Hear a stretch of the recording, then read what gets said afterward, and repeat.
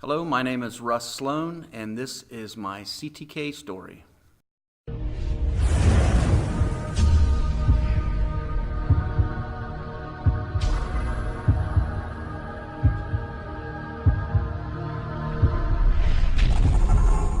So it's been 20 years.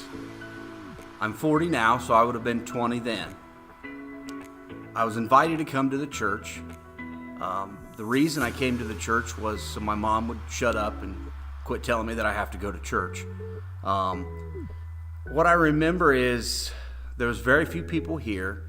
I remember Steve Reed was here. Since then, he's became one of my very good friends. And we were appointed as deacons. There wasn't a whole lot to choose from at that time, and it may have been out of pity. I'm not sure why they chose us as deacons, but since that time, I've been blessed to serve a lot of really, really awesome people. I do remember, though, during our ordination, during the ordination service, it was at the Grange Hall, and it was in the basement of the Grange Hall, a musty old wet basement, and we got cookies that I think Kroger's had thrown out. They were stale and outdated, and we had some warm tap water. No, I'm not still angry about that. I mean, I don't think it was right. I'm still doing some counseling on that, but I do remember the ordination service, and at that time, I didn't even really know what a deacon was. I didn't know what I was supposed to do, but I guess Pastor Baker knew what I was supposed to do, so along the way, I kind of followed his direction.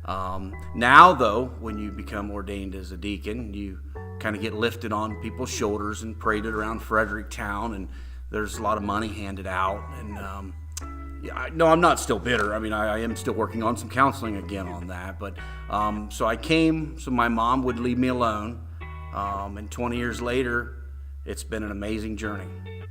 Okay, so being a non-church goer, what were my expectations? We had been to a lot of churches growing up. We just didn't have a home church at that time. And I'll be honest, my expectations weren't real high. We were meeting at a Grange Hall, and the pastor was somebody I had never met.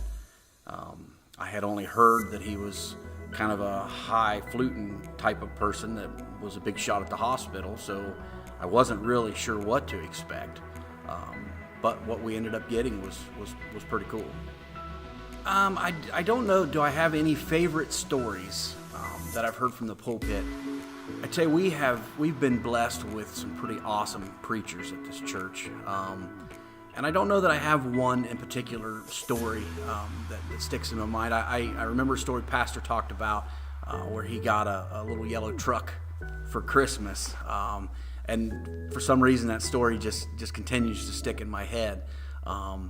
But you know, the diversity we have here with preachers, you get so many different cool stories, things that these guys have lived and been through. So there's so much diversity here. What attracted me to the church? Well, again, I came back the second time in fear that my mom would hit me.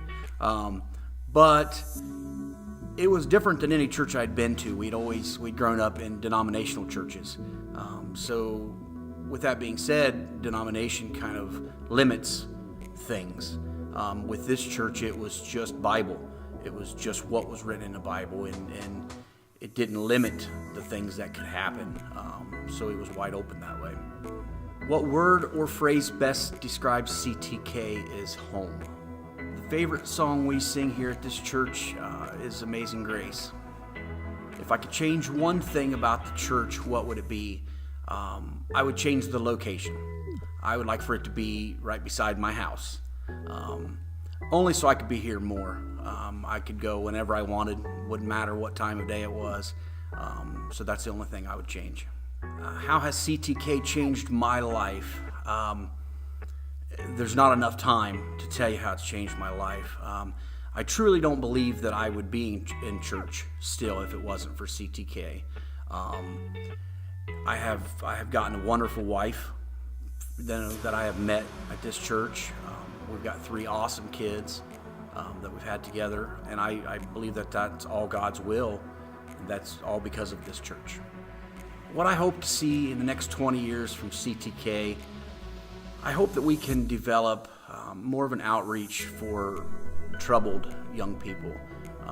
It's something that has always been on my heart, and I hope that we can somehow find a way to reach out into some of the community and help some of these kids that don't have a way.